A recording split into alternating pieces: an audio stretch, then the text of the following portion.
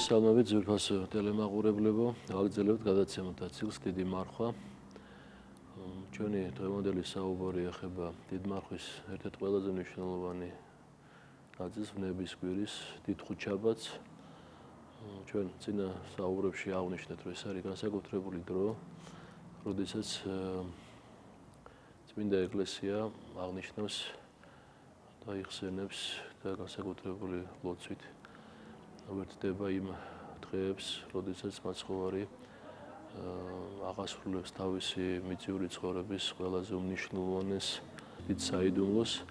ამიტომ მას ისე როგორც საერთოდ ყველა დიდ საქმეს და ძალიან მნიშვნელოვან მოვლენას ერთად კაცობრიობის ისტორიაში წინ ახლავს ძალიან საინტერესო თხრობა სახარებიდან, მოვლენები, რომელიც მჭიდროდ არის დაკავშირებული ამ საიდუმლოსთან გამოხსნისა და რომელიც საფუძვლად უდევს დღესაც ჩვენი ქრისტიანული ცხოვრებას. დიდი ხუთშაბათი ეს არის განსაკუთრებული დღე, მას საეკლესიო ტრადიციით იცნობენ როგორც საიდუმლოს სერობის დღეს, როდესაც დაარსდა წმინდა ზიარების საიდუმლო, ერთ-ერთი საიდუმლოთაგან უმნიშვნელოვანესი, რომელიც ჩვენ გვაძლევს საშუალებას რომ ძალიან მჭიდრო და ყველაზე უფრო არსებითი კავშირი გქონდეს ღმერთთან. მას უწოდებენ სპეციალ ბერნარდ ევქარისტიულს, რომელსაც სამადლობელი ქვია, რომელიც აღესრულება განსაკუთრებული დიდი და წმინდა მნიშვნელობით ყველა მორწმუნისათვის და ყველა იმ ადამიანისათვის, ვინც სულიერი ცხოვრების გზაზე მიდის თავისი ყოველდღიური ცხოვრებით. ხუთშაბათი დღე თავისი ძალიან საინტერესო საიდუმლო სწავლებებით თუ მოვლენებით დატვირთული დღე. და ეს დღე იწყება საიდუმლო სერობით, რომელიც აღესრულება 12 კულთან ერთად. მაცხოვარი თავის მოწაფეებთან ერთად იცით თქვენ რომ ხშირად იკრიბებოდა ხან სეთისხლის მთაზე, ხან გეცემანის ბაღში, ხან სიონის მთაზე, სხვადასხვა ადგილებში აღავლინდა მას ლოცვებს. ამ შემთხვევაში კი ისინი შეიკრიბნენ სიონის მთაზე და მათ ესე იგი მოამზადეს როგორც მაცხოვრის ბრძანებისამებრ მოემზადნენ პასექისათვის. ბიბლიის კომენტატორებიც ძალიან საინტერესოდ აღწერენ ამ მოვლენას, ცდილობენ რომ მაქსიმალურად დააზუსტონ ეს თხრობა. რამე თუ ის აღესრულება ხუთშაბათს, საღამოს, ამიტომ ესე იგი თვითონ პასექის დღესასწაული დგებოდა შაბათს. შაბათი იწყებოდა უკვე პარასკევს საღამოთი. ესე გამოდის რომ ესე იგი მაცხოვარმა პასექის აღნიშვნა დააპირა ერთი დღით ადრე. ამას არ აქვს ესეთი ერთგვაროვანი ახსნა, ეს რატომ მოხდა? მოხდა იმის გამო რომ მან იცოდა უკვე რომ პასექამდე მას მოუწევდა უკვე ჯვარცმა და ეს აღესრულებოდა მისი ერთ-ერთი მტკივნეული და ძალიან საშინელი მოვლენა, თუ ეს გააკეთა იმის გამო რომ დაასწრო მოვლენებს რაღაც სხვა მიზეზის გამო. რა თქმა უნდა, სახარებისეული ბიბლიური რჯულის მიხედვით, რა თქმა უნდა, დღე იწყებოდა საღამოთი, მომავალი დღე, წუხრით, დაახლოებით დღევანდელი ჩვენი 6 საათის დროს. მაგრამ არის ასეთი მოსაზრება და გარდამოცემა, რომ თითქოს გალილეველები ერთი დღით ადრეც კი უკვე იწყებდნენ პასექის დღესასწაულის აღნიშვნას. და რადგან მოციქულთა შორის უმრავლესობა იყვნენ გალილეველები, რომ თითქოს ეს იყო მიზეზი იმისა, რომ პასექის მომზადება მოციქულებმა და მაცხოვარმა ინება ერთი დღით ადრე. ფაქტია, რომ თუ პასექს უცომეობით აღნიშნავდნენ ებრაელები, აი ამ სერობაზე გამოყენებული პური იყო გაფუებული, საფუარის დამზადებული, ამასაც თავისი მნიშვნელობა ჰქონდა, თუ გაუფუებელი პური რაღაც უფრო მის სიმშრალითა და უსიცოცხლობით არის გამორჩეული, გაფუებული პური უფრო ესე ვთქვათ სიმბოლოა სიცოცხლისა და აღდგომისა და მომავალი ცხოვრების. და ამიტომ ამ პურს იყენებს მაცხოვარი აი ამ საიდუმლო სერობა წმინდა ზიარების დასაწესებლად. ამას აქვს, როგორც გითხარით, სხვადასხვა მოსაზრება აქვს, თავისი დადი მნიშვნელობა აქვს, აქ უფრო მეტად ალბათ ის აზრია მნიშვნელოვანი, რომ მაცხოვარმა იცის მისი მოსალონი აღსასრულის შესახებ და ის ასწრებს ამ მოვლენებს, იმიტომ რომ უნდა დაწესდეს ერთ-ერთი საიდუმლოთაგან ყველაზე მნიშვნელოვანი, რასაც წმინდა ზიარების საიდუმლო ეწოდება. ამიტომ ის იკრიბება მოციქულებთან ერთად, აგზავნის ორ მოციქულს, ეტყვის რომ ნახავთ თქვენ ადამიანს, რომელსაც ლაგმით მიაქვს წყალი, გაყვებით მას, ვეტყვით რომ დღეს მოძღვარს უნდა ჩვენს მოძღვარს უნდა შენთან ერთად ესერობა, ის მოამზადებს ყველაფერს და თქვენც მასთან მიეხმარებით, ნახავთ მეორე სართულზე მოფარდაგებულ ოთახს. და მართლაც ასე მოხდება, მოციქულები ამას ერწმუნებიან და ადვილად ერწმუნებიან თავისი მასწავლებლის სიტყვას, რამე თუ ბევრჯერ აღსრულებულა მისი სიტყვა. როგორც საღარიბა გვაუწევს, დაждდა ის ინახეთ 12 მოციქულთან ერთად და უკვე აი ამ თავისი უნიშნულოვანესი მსახურების აღსრულების წინ ერთგვარად სულიერად დამძიმებულმა, როგორც ადამიანმაც, მაცხოვარმა ამბობს, რომ ეს არის ბოლო პასექი, რომელსაც მე თქვენთან ერთად ავნიშნავ, ჭამ თქვენთან ერთად, ეს იყო რიგით მეოთხე პასექი, როდესაც უფალი გადაგებდა ღიად და ამბობს, რომ არ ჭამ ამის შემდგომ, სანამ სათავსოფლში არ იქნება არ ვიხმევ მანამდე და არ დავლებ არც ღვინოს და სანამ სათავსოფლში თქვენთან ერთად არ მივიღებ ამას მამის დიდ ტრაპეზზე. ასე ამბობს უფალი და ამისათვის იღებს პურს, როგორც არის სახარებაში, მადლობდა, აკურთხა ის, განტეხა და ეუბნება, რომ ესაა ხორცი ჩემი, თქვენთვის განტეხილი მოსატევებლად ცოდვათა. და აწვდის მათ და ამის შემდგომ აიღებს ღვინოს, აკურთხებს მას, მადლობს უფალს და ამბობს, რომ სვით ამისგან ყოველთა ესაა სიცხლი ჩემი, თქვენთვის დათხეული მოსატევებლად ცოდვათა. და საინტერესო რომ ერთ-ერთი კომენტატორი ბიბლიის ამბობს და განმოარჩევს იმას, რომ პურზე ამბობს, რომ მიიღეთ და ჭამეთ და სისხლზე ამბობს, რომ სვით ყოველთა. ესე იგი, ამიტომ ხას უსვამს, რომ პურის მიღება, როგორც უფრო მძიმე საჭმელისა, ყველას არ შეუძლია, თქვენ იცით, ბავშვებს ან მოძლურებს. ხოლო ღვინის და როგორც სასმისის მიღება ყოვლისათვის არის, ესე იგი, მისაღები და უფრო იოლი. ამიტომ ხას უსვამს ამას, თქვენ იცით, რომ კათოლიკურ ეკლესიაში მრევლს მხოლოდ აზიარებენ პურით, ესე იგი, ხორცით. ამიტომაც ერთგვარი დაკლებაა იმ დიდი მადლისა, რაც წმინდა ზიარებიდან უნდა მიიღო და ღებულობდეს ადამიანი. ამიტომაც ეს არის არასწორი მთელი სისავსე, რომ ეს ასე მთლიანი სისავსით არ ყოფილიყო, ერისათვის განკუთვნილი მაცხოვარი ორი ამ კომპონენტით, პურითა და ღვინით არ დააწესებდა წმინდა ზიარების საიდუმლოს. თეოფილაკ ბულგარელი ამბობს, რომ ჩვენო უძლურებიო ვერ შევჭამდით და ვერ მივიღებდით ადამიანის სისხლს და ხორცს. ამიტომაც უფალმა ის გარეგნული სახით დატოვა პურად და ღვინოთ. რომ მისი თავი პირდაპირ მნიშვნელობით ის არის უფლის ხორცი და უფლის სისხლი. და რატო გააკეთა ეს უფალმა, როგორც ბევრი მამათაგანი ეკლესიის ამბობს, ეს არის ყველაზე უფრო არსებითი რამ, რაც დაგვიტოვა უფალმა, რომ ვეზიაროთ და ყველაზე უფრო ახლოს ვიყოთ. ჩვენში შემოვიდეს პურისა და წმინდა ზიარების, პურისა და ღვინის მიღებით, მისი სისხლი და ხორცი გახდეს ჩვენი სისხლი და ხორცი, რომ მთლიანად შემოვიდა ჩვენში უფალი.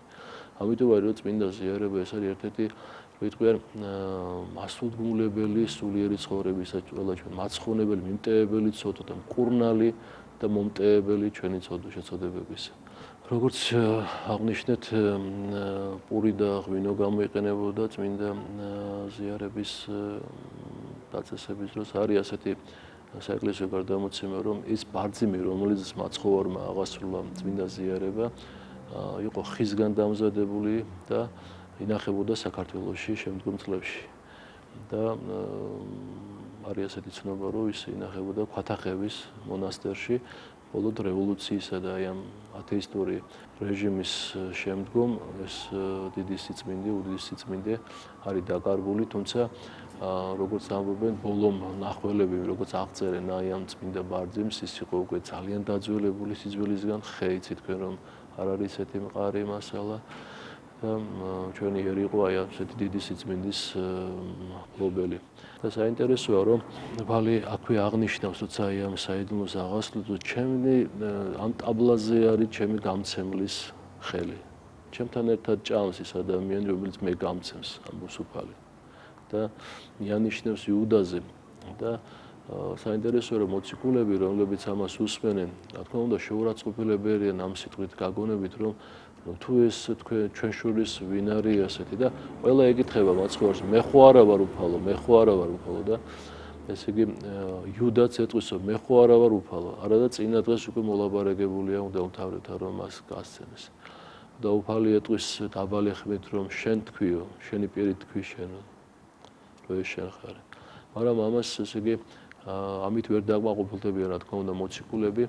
პეტრე მოციქული ანიშნებს იოანე ღვთისმეტყველს, რომ ის უფრო ახლოს არის უფალთან, მას სხვანაირად ეწოდება მკერდს მიყრდნობილი, მეც იყო მიყრდნობილი მაცხოვარს, ძალიან უყვარდა ის უფალს და მას უწოდებენ კიდევაც სიყვარულის მოციქულს.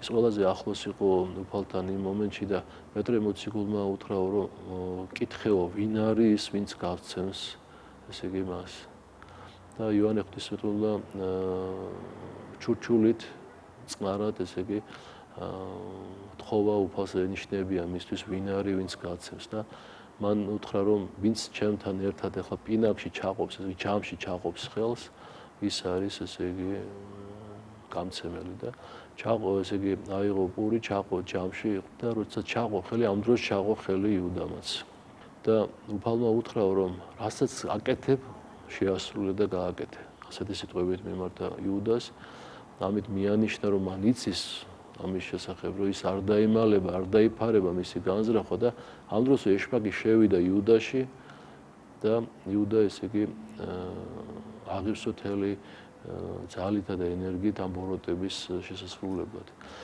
და იმის გამო რომ მოციქულებს შორის არ ყოფილიყო უფროსობა, როგორც ვკითხარით, მათ ჰქონდათ ასეთი სურვილი, რომ უფროს მეტ ნაკლებობის. ამიტომ მაცხოვარმა მათი თამდაბლობის და სიყვარულის მისანიშნებლად რომ მაგალითის უძიდესი მაგალითი, ღვთაებრივი მაგალითი მისაცემად, ესე იგი აიღო არდაგი შემოირტყაო, ზედა სამოსელი გაიხადა და როგორც მონამ იყო ასეთი ებრაელებში წესი რომ საღამოს ყველა ფეხს იბანდა და ამას თუ დიდგვაროვანი იყო მონა აღასრულებდა და ამიტომ ესე იგი როგორც მონამ როგორც მსახურმა მაცხოვარმა დაიწყო მოციქულების ფეხების დაბანა და ესე იგი ბანდა მათ ფეხს და როცა მივიდაო პეტრესთან პეტრე ესე იგი როგორც პეტრე არის განსაკუთრებული ხასიათის მოციქული როგორც ესე იგი თამდაბლობაშიც, ერთგულებაშიც, ემოციურადაც ყველანაირად და როცა მივიდა პეტრესთან, პეტრე მოთხრა უფალო, ნუ თუ შენ დამბან მე ფეხებს. ჩანს რომ თითქოს ცრუ თამდაბლობითაც კი გაგებით რომ ღმერთის ნებას ეწინააღმდეგება თითქოს მისი თამდაბლობა და უფალი ეტყვის რომ თუ მე შენ არ დაგბან ფეხს, მაშინ შენ არ გექნება არანაირი წილი ჩემს ცხოვრებაში, მარადიულ ზეციურ ცხოვრებაში. ამის გამგონე პეტრე ეუბნებოდა არა თუ ფეხს, არამედ მთელი ჩემი სხეული დაბანე უფალო. ვერთმან უკნას რომ მე ამ მქონდეს რაიმე წილი შენთან მარადიული ცხოვრებისათვის.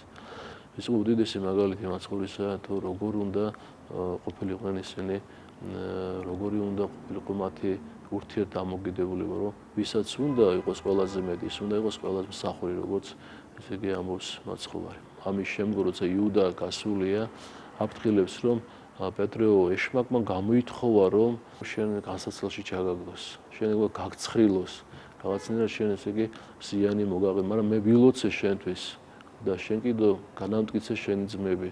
და პეტრე მოციქული რა თქმა უნდა მაშკაცური ემით ამბობს რომ არა უფალო მე ვერავინ ვერ შემაპყოლებს შენ სიყვარულში, მე შენ გვერდით ვიქნები ყოველთვის, როცა ეს საჭირო იქნება სიკვდილსაც და თავსაც კი შევწირავ შენთვის. მაგრამ მაცხოვარი ეუბნება რომ პეტრეო შენო მამალი არ იყივლებს ორჯერ სანამ შენ სამჯერ უამყოფ მეო.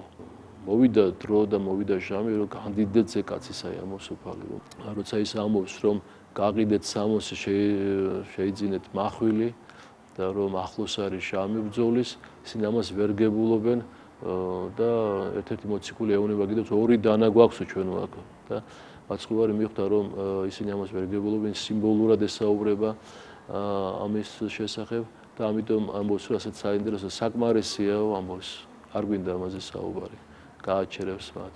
ამის შემდეგ ისინი ტოვებენ სიონის მთას და მიდიან სხვა ადგილას განსანმარტოებლად სალოცავად და ამ დროს მაცხოვარი თავის თავს ადარებს ვენახს ვაზს, რომელიც ესე იგი რომის არის ვაზი და მოციქულები არიან რტოები, რომელიც რტოებმაც უნდა გამოიბას ნაყოფი, მაგრამ თუ რტო მოიჭრება, ის ცეცხლში ჩაიგდება და არაფრისთვის სხვისთვის არ არის სასარგებლო. და ამ იმით ესე იგი კიდევ ერთხელ მიანიშნებს, რომ ყველაფრის წყარო, ყველაფრის ესე იგი მათი სწავლების, სასწაულების, მოღვაწეობის, მომავლის საფუძველი არის თვითონოფალი იესო ქრისტე. ამის შემდგომ სახარებიდან ვგებულობთ, რომ მოციქულებიო დასვავ ერთ ადგილას აიყვანა პეტრე, იაკობი და ივანეო და გერთი ქვის სროლის მანძილზე განმარტოდა მათგან და დაიწყო ლოცვა და ლოცულობს როგორც პირველი მღვდელმთავარი, როგორც ხალხისათვის, რომელიც ითხოვს მამისეგან, რომ ყველა ადამიანის სული მასზე მორწმუნე, მასზე მინდობილი რომ გადაარჩინოს უფალო. ეს ლოცვა, რომელიც გეფსამანის ბაღში აღესრულება უფლის მიერ, მას აქვს ძალიან დიდი მნიშვნელობა. აქ ორი ჩანს მთლიანად, ესე იგი, მთელი სიცხადით ორი ბუნება ქრისტესი, კაცობრივი და ღვთაებრივი. კაცობრივი ბუნება, რომელიც კაცობრივი ბუნებისათვის დამახასიათებელი თვისებიდან გამომდინარე ეშინია სიკვდილისა და არ სურს სიკვდილი. ამიტომ ჩვენში ჩადებულია სიცოცხლის სიყვარული და ჩადებულია, ესე იგი, სიკვდილს რო შეეწინააღმდეგოს ბუნება ამის უნარი. ამიტომ ხოლო ღვთაებრივი ბუნება ესე განამტკიცებს კაცობრივ ბუნებას იმაში, რომ ესე იგი მან აღასრულოს ის უმთავრესი მოვალეობა, რისთვისაც განკაცდა ძე ღვთისა. ამიტომ მისი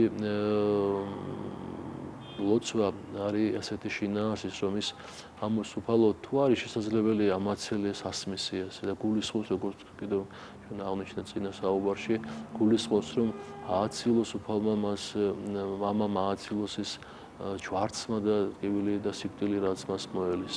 პირველი არის ასეთი თხოვნა. მაგრამ ესე იგი, როცა მიიღებს ნიშანს და ხმას მას ესმის მამისა, რომ სხვა გზა არ არის, რომ მან უნდა ეს იტვირთოს ეს უდიდესი სიმძიმე, სიკვდილი, მაშინ მეორე ნაწილი ლოცვისა არის წარმოთქმული იმის იმით, რომ მამა იყოს ნებაშენი და დაემორჩილება, მთლიანად დამორჩილება მამის ნებისა მის მიერ. და უკვე ანგელოზიო ეჩვენებოდა მას და განამტკიცებდა მას, როგორც არის ნათქვამი ამ ლოცვის დროს. როდესაც მაცხოვარი ბრუნდება ლოცვის შემდგომ, ის ნახავს, რომ პეტრე და იაკობ და იონე ჩაეძინებულები არიან და უსაყვედროებს კიდევაც მათ, რომ რა იყო, ვერ შეძელით ცოტა ხანი მაინც გეფხიზლათ. ამ საყვედროების შემდეგ მე ეტყვის, რომ არაუშავს, რაზე დაისვენეთ, თუ გინდათ იძინეთ კიდევაც, იმიტომ რომ უკვე ყველაფერი გადაწყვეტილია, უფრო და ამას ვერავინ ვერ შეცვლის უკვე, რომ ეს ასე უნდა ახსულდეს და რომ მე მზად ვარ ამისათვის. და ამის შემდგომ ესე იგი ეს ამბობს, რომ ახლოს არის ჩემი გამცემელი და მართლაც ამ სიტყვებიდან წამოთქვისან რამოდენიმე შეიძლება ითქვას წუთში, ესე იგი იუდა თელი მღვდელთ მოძღვართა ნაწილი არის მასთან ერთად, როგორც ერთ-ერთი მახარებელი გვეუბნება, რომ ძალიან ბევრი ჯარისკაცი მოიყვანა, ესე იგი იუდამ მასთან ერთად. ძალიან ბევრი შეიარაღებულები სერიოზულად, რამეთ ისინი ფიქრობენ, რომ შეიძლება აქ წინააღმდეგობას ექნეს ადგილი. და ამიტომ რაც უფრო მეტი ჯარისკაცი იქნება, მით უფრო იოლად და უხმაუროდ მოხდება მაცხოვრის დაპატიმრება. ამიტომ, როდესაც ისინი გეფსამანის ბაღში შევლენ მოციქულთა შორის და იუდას არ ვიცი წინასწარ აქვს განზრახული, რომ არ გაცხადდეს, რომ ის არის გამცემელი თუ რატო აკეთებს ის ამას, ესე იგი ჯერ ეტყვის, რომ როცა დაინახავს მაცხოვარს, ეტყვის რაბი მოძღვარო და მაცხოვარი რომ ამხილოს მისი ასეთი რისთვის მოსუხარო და ეწოდებს მას მეგობარს. მაცხოვარი ეწოდებს მეგობარს. ახლა ჩვენ შეიძლება ვიფიქროთ, რომ რატო უწოდებს მაცხოვარი მეგობარს იმ ადამიანს, რომელიც ესე იგი ასეთი ბოროტი განზრახვა აქვს მის მიმართ და ძალიან საინტერესოა ჩვენთვის, რომ ვიფიქროთ, მაგრამ აქ ერთ-ერთი კომენტატორი ბიბლიის ამბობს, რომ მაცხოვარი ეუბნება ამ სიტყვებით იუდას, რომ ის მეგობარია მის, მას ცუდი არ უნდა მის, ის რატო აკეთებს ასეთ ბოროტებას მის მიმართ. ის იუდა არ არის, რა თქმა უნდა, მაცხოვრის მეგობარი, მაგრამ მაცხოვარი მეგობარია მის, კეთილის მოსურნეა მის, ყველანაირად მისი მხარდამჭერია ყველანაირ სიკეთეში და მზრუნველია მასზე და ის რატო აკეთებს, ის მეგობარია, რატო უკეთებს ის მეგობარს ამას. ამით კიდევ ერთხელ მიანიშნებს უფალი რომ მეგობარო რისთვის მოსუხარ. და მას როგორც გითხარით არ უნდა რა თქმა უნდა გათქვას თავისი განზრახვა რისთვის მოვიდა, ამიტომ დაბნეულია ამ შეკითხვით და ასეთ სიტყვას მოძღვარო გიხაროდენ ეუბნება, ასეთ მიმართვით მიესალმება მას და მაცხოვარი ეუბნება იუდა ამბორით გასცემ შენს მოძღვარსო. ესე იგი ამბორია შენი ნიშანი და ასე იყო ის მოლაპარაკებული ჩარისგან რომ ვისაც მე ვემთხვევი, ვისაც მე ვაკოცებ, ის იქნება ქრისტე. და რა თქმა უნდა სხვას არ მიესალმება გარდა მაცხოვრისა და შეერება მოციქულებში თითქოს იმის ნიშნად რომ არ უნდა რომ თავის ეს გაცემა ემოსქნას და შეიპყრობენ მაცხოვარს. და მაცხოვარი სანამ შეიპყრობენ ეუბნებიან ვისთვის მოსუხად, ვის ეძიებთ? და ისინი ეუბნებიან იესო ნაზარეველს, ისინი არ დამალავენ პირდაპირ იტყვიან იესო ნაზარეველს. მე ვარ ეტყვის მაცხოვარი გაცხადებულად. და ამას როგორც იტყვის ყველანიო დაემხობიან მიწაზე და თაყვანცემენ მას. და როცა გამოერკვევიან და მოვლენ გონს მაცხოვარი ისევ შეეკითხება რისთვის მოსუხოთ, ვის ეძიებთ? ისევ იგივეუნებიან ისინი იესო ნაზარეველს. ისევ დაემხობიან ქვევით, ისევ თაყვანიცემენ მას. ამის შემდგომ ესე იგი წამოდგებიან და ეტყვის რომ მე ვარ მაცხოვარი ეუბნება და ისინი შეიპყრობენ მას, მაგრამ ამ დროს აღმოჩნდება რომ მოციქულები ეცდებიან მის დაცვას და მათ შორის პეტრე, რომელიც პირველი იშიშვლებს ხმალს, პატარა ხმალს და ერთ-ერთი მღვდელმთავრის მონას, რომელიც შეპყრობაში ღებულობს მონაწილეობს, წაკვეთავს ყურს. და მაცხოვარი ეტყვის რომ ჩააგე მახვილი, არ იცი შენ ჩვენ რას ვემსახურებით, მე რომ მინდოდეს წინააღმდეგობა 12 ლეგიონი იბრძოლებს ჩემს სასარგებლოდ აქ ჩემთან ერთად. ანგელოზების 12 ლეგიონი იბრძოლებს ჩემთვის. ყოვლის შემძლე და ყოვლად ძლიერი უფალი თავისი ნებით უქვემდებარებს ებრაელებს და მის სამჯავროს თავს. ამიტომ ესე იგი შეეხება მოძღვრის მღვდელმთავრის მონას ყურზე და გაუმთელებს იქვე მას ამ ყურს. უფალს წამოიყვანენ მოციქულები გაიფანტებიან შიშისგან.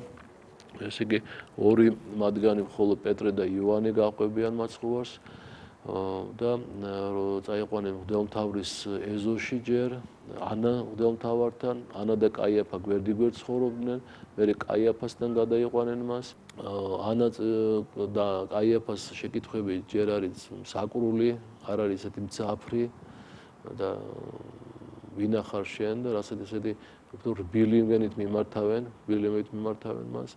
და აქ არის საინტერესო რომ პეტრე მოციქული რომელიც იცნობს ერთ-ერთი ქალი ეტყვის რომ ეს არის მოწაფე ზუსტად ქრისტესი გალილეველი აქ პეტრე ეტყვის რომ მე არ ვიცნობ არ ვიცი რას ლაპარაკობ შენ მე კიდევ ერთი ადამიანი იცნობს შენ არ იყავი ზუსტად დაბად იმრების დროს იქ ქრისტესთან ერთად კიდევ უარყოს პეტრე და როცა მესამეჯერაც მას ეტყვიან რომ შენ კილოც კი გალილეული გამხელს რომ შენ ხარ გალილეველი და მისი მოწაფე და მიმდევარი ამ დროს პეტრე როცა მესამეჯერ უარყოს იყივლებს მამალი და არის სახარებაში ნათქვამი რომ პეტრეს მიხედავს მაცხოვარი შეხედავს გაახსენებს მის სიტყვებს და ამ დროს ესე იგი პეტრე მოციქული ძალიან ატირდება იქვე დიდ სინანულში ჩავარდება კაც რომელსაც ეგონა რომ მისთვის თავსაც კი დადებდა ისეთი რაღაც პატარა იგი შეაშინებს რომ ესე იგი მას მოუწევს სამჯერ უარყოფა ქრისტეს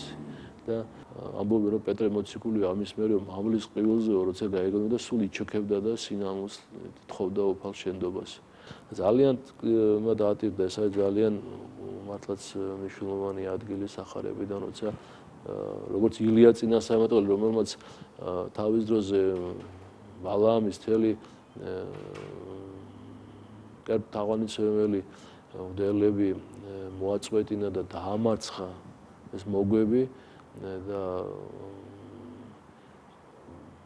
ეშმაკის მსახურები მერე იზაბელას შიშით გაიქცა როცა იმას დაემუქრა დედოფალი იზაბელა და ერთ-ერთი წმინდა მამა ამბობს რომ ესო იმიტომ მოხდა როცა ღმერთი იყო ილია წინასწარმეტყველთან ისო ყველას ამარცხებდაო და როცა რომ მას არ გონებოდა რომ მას თავისი ძალით აკეთებდა ამასო ესე იგი უფალმა ისიც დაანახა, რომ ილია ადამიანი იყო და ამიტომ ქალისა შეეშინა მას. ასე მოხდა პეტრე მოციქულის დროს, რომ ის ესე იგი შეშინდა ვიღაცი ქალის მხილებით და ვიღაცა მეომრის მხილებით, რომლის დროსაც უარყო თავისი მასწავლებელი, მაგრამ სწრაფად შეინანა და როგორც ვთქვით, ჩვენ ვერაფერი ვერ გაგვამართლებს, ვერსად, ვერავის წინაშე და მით უმეტეს ღვთის წინაშე ჩვენ საქციელის გამო თუ არა დიდი სინანული და იმედი იმისა, რომ უფალი ყველაფერს გაპატიებს. ამის შემდგომ, როდესაც კაიფამ მღვდელმთავართან მიიყვანეს მაცხოვარი, ორი ადამიანი იპოვეს, რომელიც ასმენდა ქრისტეს და შეაწამებდა მას, ეგ ცილს წამებდა და ბრალადებდა იმას, რომ მან თქვა, რომ ესე ტაძარი დაანგრიეთ და მე 3 დღეში აღვაშენებ მას. და ესე როგორ თქვი შენ, რა თქმა უნდა, ეს სიტყვები მაცხოვარმა თქვა, მისანიშნებლად იმისა, რომ მას მოკლავდნენ, ის როგორც ტაძრის სიმბოლო მოკლავდნენ და 3-13 დღეს აღდგებოდა. ამის შემდგომ კაიფამ, რომელიც მღვდელმთავარი იყო იმ წლისა, შეეკითხა მას პირდაპირ იმისათვის, რომ ყველას გაეგონა და ქონოდათ ხელმოსაჭიდი რაიმე გმობისა, რომ უთხრა ვინა ხარ შენ, მართლა შენ ხარ ქრისტეო? ეკითხება ესე იგი კაიფა და უფალი ამ შენ თვითონ თქვი ესო. შენ თვითონ თქვი, რომ მე ვარ ქრისტე. ხოლო იესო დუმნა, მაშინ მღვდელმოძღვარმა მან თქვა მას, გაფუჩენ შენ ღვთისაცხოველსა, რაითა მითხრა ჩვენ უკვე თუ შენ ხარ ქრისტე ძე ღვთისა. ქვამას იესო შენს თქვი, ხოლო გეტყვი თქვენ ამ ერთგან იხილოთ ძე კაცისაი, მჯდომარი მარჯვენი ძლიერებითა და მომავალი ღრუბელთა თანაცისათა. და რა თქმა უნდა ეს სიტყვები და ეს წინასამეტყველება ეხებოდა მესიას, ესე არის ფსალმებშიც აღწერილი. ამიტომ კაიფამო ამის ნიშნად, რომ მან მოისმინა გმობა, რომ ის თავის თავს მესიას უწოდებს და რომ ის არის ქრისტე, ამიტომ დაიხია სამოსელი, თუმცა მღვდელმთავარს არ ჰქონდა ამის უფლება, მაგრამ მთელი თავისი ემოციების და აღშფოთების მისანიშნებლად, გულუყვილოთა მოსატყუებლად, ესე იგი მან ესე იგი დაიხია სამოსელი და თქვა, რომ რა გვინდა ჩვენ უკვე მოწმენ, რა გვინდა ჩვენ ვინმე სძებნა, აგერ ყველა მოусმინეთ თუ რას აკეთებს ის და რა თქვა მან. და ამის შემდგომ ესე იგი მას ცემდნენ, აფურთხებდნენ, შეურაცხყოფილ სიტყვებს ეუბნებოდნენ მაცხოვარს და დაცინოდნენ მას და მღვდელმთავრის მონები, რომ ესე იგი აბა გვიწინასამეტყველო თუ შეხაწინო ვინ გაგარტყა შენო. ასე დამცინავი ირონიით ესაუბრებოდნენ მას და ესე იგი ურტყამდნენ იმისათვის, რომ აი ასე მიუგებ შენ მღვდელმთავარს, ასე იმართლებ შენ მის წინაშე თავს. აი ესეთი ძიმე იყო ეს ღამე ხუთშაბათისა, როცა პარასკევით ენდებოდა და ებრაელები ჩქარობდნენ იმისათვის, რომ მალე გათენება უნდა მოსულიყო და როცა გათენდება პარასკევი ჩვენ ნახავთ, რომ პარასკევს გაიმართება ოფიციალური სინედრიონის სხდომა, რომელიც სასწრაფოდ მიიღებს გადაწყვეტილებას უფლის სიკვდილით დაჯის, რომლის შესახებაც ჩვენ მოგეთხროთ მომავალ ჩვენს საუბარში დიდი პარასკევის შესახებ. მე გემშვიდობებით მომავალ შეხვედრამდე კარგად გრძანდებოდეთ.